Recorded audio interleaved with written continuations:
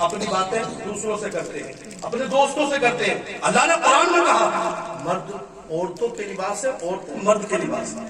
کیوں کہا لباس جانتے ہیں؟ کیونکہ لباس عزت چھپانے کی چیز ہے۔ لباس سردی میں انسان کے جسم کی حفاظت کرتا ہے، لباس گرمی میں انسان کے جسم کی حفاظت کرتا ہے۔ اگر تھوڑے ہو پھنسی ہو تو کون چیز سے چھپاتی ہے؟ یہ لباس ہی تو چھپا رہا ہے۔ تو اس کی عزت، اس کے وقار کو کمی نہ آنے پائے تیرے جملوں سے۔ اللہ تبارک و تعالیٰ قرآن عظیم میں فرماتا ہے وہ تیرا لباس ہے اور تو اس کا لباس ہے۔ لیکن محترم حضرات ہوتا کیا ہے؟ اس کو بیان کیا جا رہا ہے، لوگوں کے درمیان میں لایا جا رہا ہے اور کہا جا رہا ہے اپنی اہلیہ کی باتیں بتاتے ہیں اور لوگوں میں کہتا ہوں مصطفیٰ کی باتیں بتاؤ، زمانے کو بتانا ہے تو اس پیغمبر کی بات بتاؤ جس کے لیے امام الانبیاء کہا گیا، جس کے لیے قسم خدا کی امام نصفی نے تعریف کی، جس کی امام جلال الدین نے تعریف کی، جس کی امام سیوطی نے تعریف کی، جس کی امام رومی نے تعریف کی، جس کی شیخ سعدی نے تعریف کی، جس کی امام قرطبی نے تعریف کی، جس کی قسم خدا کی ملا جامی نے تعریف کی۔ اگر کرنی ہے تو مدینے کے تاجدار کی تعریف کرو، میرے نبی کی جو تعریف کرتا ہے علماء فرماتے ہیں اللہ دنیا میں اسے عزت دے دیتا ہے، مولا اسے شان دے دیتا ہے، مولا شوکت عطا فرما دیتا ہے۔ اور امام رفیع تو یہ کہتے ہیں جب مصطفیٰ کا ذکر ہو اور لوگوں کا دل مسرور ہو جائے تو وہ سمجھ لے اللہ کا کرم رسنے لگا ہے، مصطفیٰ کا کرم ہو رہا ہے۔ آقا کریم صلی اللہ علیہ وسلم کی بات جہاں کہیں ہوتی ہے مومن کو اچھی لگتی ہے، مومن پسند کرتا ہے، مومن اچھی لگتی ہے، مومن مسرور ہوتا ہے۔ اس بات پر آقا کریم صلی اللہ علیہ وسلم کی بات پر محترم حضرات اس کو بیان کرنے کی کوشش کرتا ہے، زمانے میں بدنام کرنے کی کوشش کرتا ہے۔ میں کہتا ہوں کیوں بدنام کر رہا ہے؟ محترم حضرات کہتا ہے پریشانی کا عالم ہے۔ میں نے پوچھا کیا پریشانی ہے؟ مولانا میرے ابا نے رشتہ دیکھا تھا، جانتے بڑا پریشان ہو، میری اماں بھی رشتہ دیکھ کر آئی تھی، مگر کیسی بیوی دیکھ کر کے آئی؟ بیوی تو اچھی ہے، چال اچھے نہیں ہے، بیوی کا وقار تو اچھا ہے مگر مجھے لگتا ہے اس کا اخلاق اچھا نہیں۔ میں کہتا ہوں بتا دیکھنے کون گیا تھا؟ کہتا ہے میرا بابا گیا تھا، کہتا ہے میری ماں گئی تھی۔ میں پوچھتا ہوں کیسی بیوی چاہتا تھا؟ وہ کہتے ہیں میں اچھی بیوی چاہتا تھا۔ میں نے پوچھا کیسی اچھی چاہتا تھا؟ میں نے کہا وہ چاہتا ہے، وہ کہتا ہے میں اس لیے میں نے کہا تھا ایک ماں اگر بیوی دیکھ کر آئے تو کنیز فاطمہ دیکھنا، ہیرون کو نہ دیکھ لینا، کنیز فاطمہ کو دیکھ لینا۔ ایک ماں میں کہہ رہا ہوں میں کسی دنیا دار یا ایکٹر سے شادی نہیں کروں گا، میں تو کنیز فاطمہ سے شادی کروں گا۔ اگر میری ماں دیکھ کر تو آ گئی، مولانا ظاہر حصے کو دیکھا اچھا لگا، میں کہتا ہوں اپنے ماں باپ کو جو تو کہہ رہا ہے اپنے اندر تبدیلی تو بھی لے کر کے آ جا۔ حضرات ماں باپ کا بھی حال یہ ہے جب بچے کی شادی ہوتی ہے نا تو سوچتے ہیں میرا بچہ پہلے جیسے مجھے پیسے دے، پہلے جیسا وقت دے، کیسے دے سکتا ہے؟ پہلے جیسا نہ وقت دے سکتا ہے، پہلے جیسے نہ پیسے دے سکتا ہے۔ اب تو اپنے آپ کو صبر کر لے، قناعت کر لے، اپنے بچے کے ساتھ رہے، زندگی کو بہتر بنا لے۔ جو تیری بیوی کو دیکھنے کے لیے گئے تھے، جو بیوی کو دیکھا تھا، اگر وہاں سے جواب ملا تھا بیٹا کیا کرتا ہے؟ تم نے کہا کرتا پاجامہ پہنتا ہے، منع کر دیا ایسی بیوی کو انکار کر کے آ جا۔ تم نے انہوں نے پوچھا تیرا بیٹا کیا کرتا ہے؟ میرا بیٹا نمازوں کو پڑھتا ہے، انکار کر دیا، منع کر دے تو بھی۔ اگر کہے کہ تیرا بیٹا کیا کرتا ہے؟ میرا بیٹا مصطفیٰ کی حدیث سناتا ہے، آقا کریم پر آنے والا، مصطفیٰ پر نازل ہونے والا قرآن شریف پڑھتا ہے، آقا کریم پر صلی اللہ علیہ وسلم کی مدح بیان کرتا ہے۔ میں نے کہا اگر واقعی ایسا کرتا اور کرنے والی کوئی عورت ہوگی، اگر وہ کہتی میں اس سے شادی نہیں کروں گی تو سمجھ جانا وہ ایکٹرس کی پجاری ہے، وہ کرکٹر کی جیسے کی پجاری ہے، وہ ہیروئن کی پجاری ہے۔ مگر میں کہتا ہوں تیرے بابا نے کہا تھا میرے بیٹے کی داڑھی ہے کنیز فاطمہ ہوگی، مان جاتی قسم خدا کی شادی کر کے لاتا، ادھر اس کے قدم آ جاتے، ادھر رب کی رحمت میرے ساتھ۔ سبحان اللہ سبحان اللہ، نعرہ تکبیر، نعرہ رسالت، مسلک اعلیٰ حضرت علماء اہل سنت، جشن شادی مبارک، نعرہ تکبیر، نعرہ رسالت۔ عورت کے بال نہیں، عورت کے بال سب ختم ہو گئے۔ کہا تیرے بال کیسے ختم ہو گئے؟ کہا میرے بال سب جھڑ چکے۔ کہا کیسے؟ کہا میں بے حیائی میں رہتی ہوں۔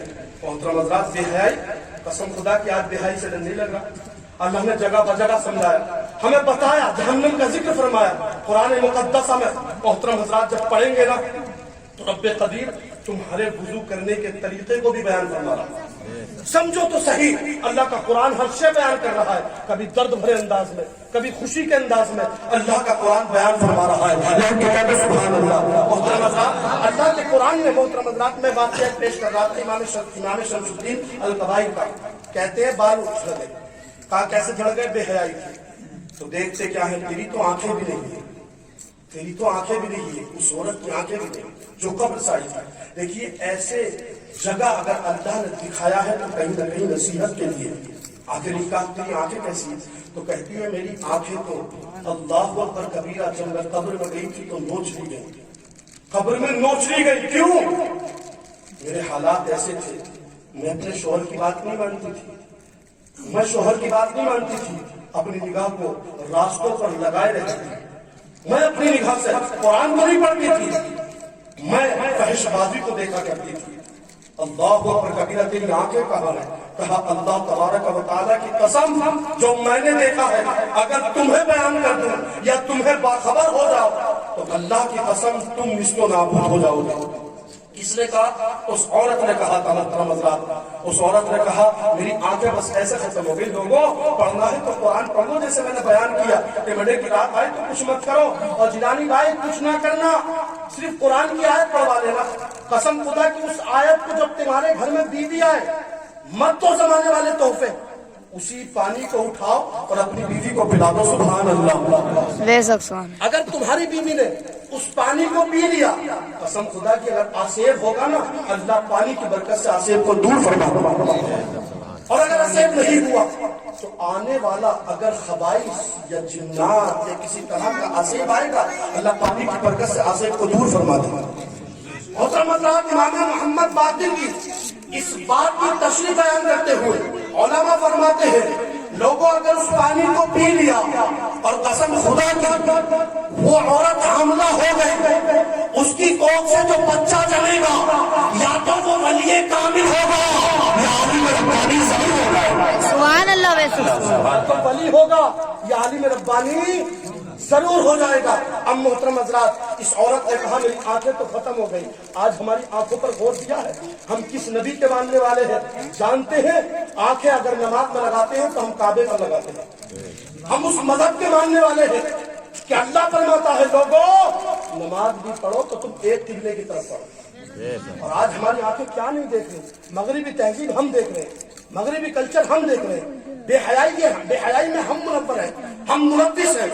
ہم نے تمام خرافات میں رہ کر اپنی آنکھوں سے دیکھا اور دیکھنے کے بعد عمل میں ہو گئے، ان باتوں پر عمل بھی کر رہے ہیں۔ اگر محترم حضرات یہ آنکھوں کا مطلب نہیں تھا، آنکھوں کا مطلب یہ ہے رب نے فرمایا لوگوں میں نے تمہیں کان دیے، آنکھیں دی، عقل دی، سینہ دیا، جانتے ہو تم نے سینہ گھما لیا تو نماز مفسد ہو جاتی ہے، اگر تم نے نگاہ کو ہٹایا نماز مکروہ ہوتی ہے، اور اگر اپنی منڈی کے ساتھ نگاہ کو ہٹایا تو مکروہ تحریمی ہو سکتی ہے، جانتے ہیں مکروہ تحریمی، لیکن تم نماز پڑھو نا تو تمہاری آنکھیں قبلے پر ہو، تمہاری ناک قبلے پر ہو، تمہاری زبان قبلے کی طرف ہو، تمہارے ہاتھ قبلے کی طرف ہو، تمہارا سینہ قبلے کی طرف ہو، تمہارا ناک قبلے کی طرف ہو، تمہارا پیر قبلے کی طرف ہو، ایک ہاتھ کی ہتھیلی قبلے کی طرف، انگلیاں قبلے کی طرف ہو۔ جب تم انتقال کر جاؤ گے، ہم اس مذہب کے ماننے والے ہیں کہ پروردگار ہمیں ذہن دے رہا ہے، مولا احساس دے رہا ہے، مولا تم سے عبرت دے رہا ہے، پروردگار دستور دے رہا ہے، مولا سبق دے رہا ہے، میرا رب فرماتا ہے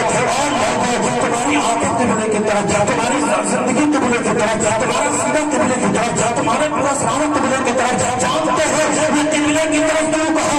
آج نماز پڑھتا ہے تو کوئی آسمان پر دیکھتا ہے، تو کوئی نگاہ سے ادھر ادھر دیکھتا ہے، کوئی انگلی گھما کر دیکھتا ہے، کوئی سینے کو گھما کر دیکھتا ہے، کوئی پیروں کو چلانے لگتا ہے۔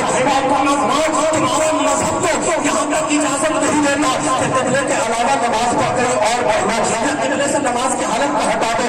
نہیں، یہ بتاؤ کہ مذہب خرافات کو کیسے اجازت دے سکتا ہے، برائیوں کی اجازت کیسے دے سکتا ہے، برائیوں میں ملوث ہونے کی اجازت کیسے دے سکتا ہے؟ میرے رب قدیر فرماتا ہے اگر ایسا کرو گے میدان محشر ہوگا، قیامت کا شور ہوگا، ایسے وقت میں اگر تم جہنمی ہو جاؤ گے، جہنمی ہو جاؤ گے، جانتے تمہارے عمل اس بات نہیں کہ تم جنت میں چلے جاؤ، تو تمہارے عمل یہ بولیں گے، تمہارے ہاتھ کہیں گے پروردگار گناہگار تھا مگر گواہی دیتا تھا، پروردگار تمہاری آنکھیں کہیں گی رب العالمین دیکھتا تھا قبلے کی طرف، پروردگار بولتا تھا قبلے کی طرف، اگر قبلے کا کرتا تھا، سینہ قبلے کی طرف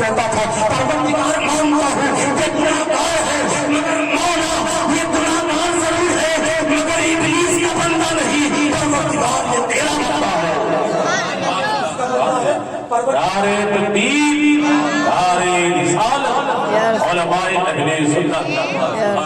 परवरदिगार ये तेरा बंदा है। मोहतरम हज़रात, अल्लाह पहलू उस औरत का जब देखे तो होठ फटे हुए, क्या है, होठ फट गए।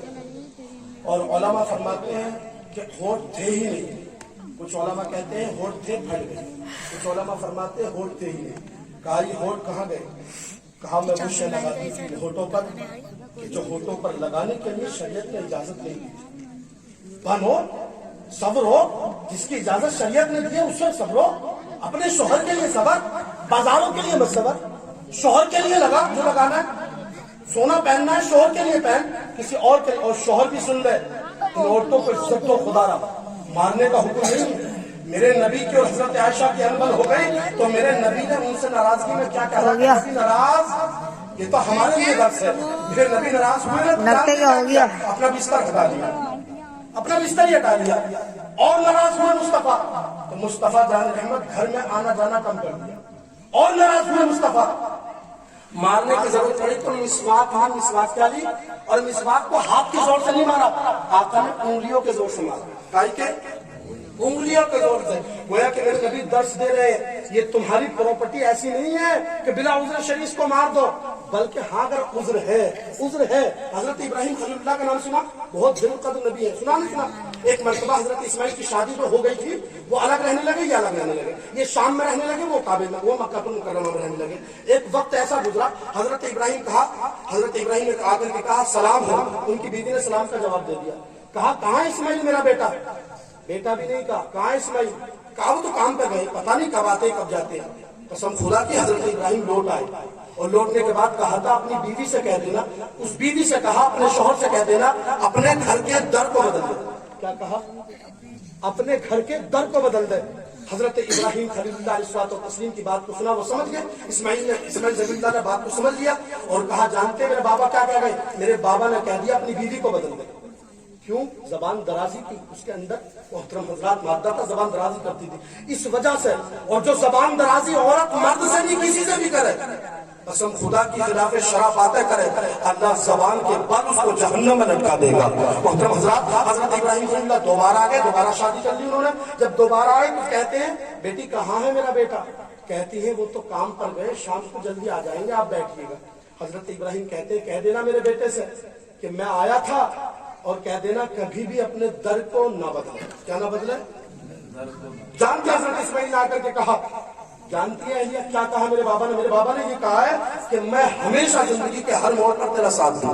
पता चला अगर बीवी शरीयत के दायरे में रहकर जिंदगी गुजारती है तो उसका साथ देना भी सुन्नत है। कुछ लोग सोचते हैं बीवी के साथ झाड़ू मार दिया, काम कर लिया तो साथ निकाला रहा, नाम ले दिया तो। अरे मेरे भाई, मेरे नबी खाली रहते हैं, माँ आयशा के साथ खाना बनाते हैं। सुभान अल्लाह। आप कहोगे नबी बना रहे, हम बना रहे, हमें तो लोग कह रहे हैं, मैं कहता हूँ तुम शान वाले हो, मुस्तफा शान वाले। कसम खुदा के मेरे नबी तो वो है, पत्थरों में मोहम्मद कह लिया जाए तो नबी के नाम पर पत्थर भी रोने लगते हैं। मेरे आका तो वो है कि कमान की अगर बात करूं, जमीन